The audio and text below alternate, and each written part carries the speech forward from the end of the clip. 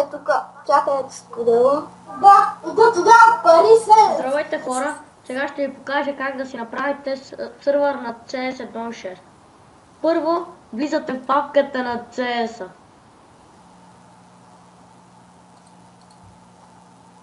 Сега снимаш ли? Да. На кой да се окаже?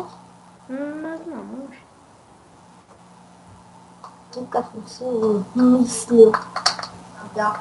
Така, след това отваряте един файл на име HLDS. Сега ще ви се появи едно нещо, което трябва да го попълните. Първо, то пише Game, натискате и Game Counter-Strike. Сървър, тук пишете име на сървъра. Map, избирате си Map. На Network изберете интернет. Максимално Players, колкото си поискате.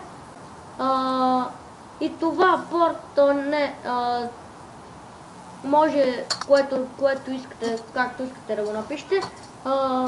Парола за игра, последното е някаква парола, трябва да си напишете.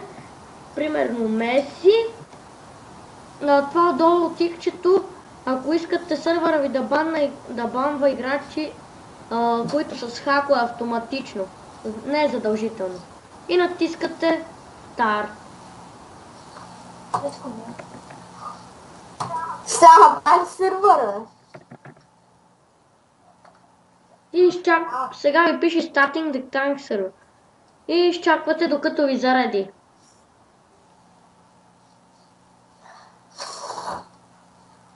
Всеки момент ще заради, изчакайте, моля. Моля.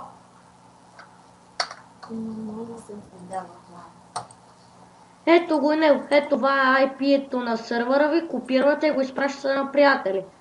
Тук и мапа, може пак да смените сървъра, името.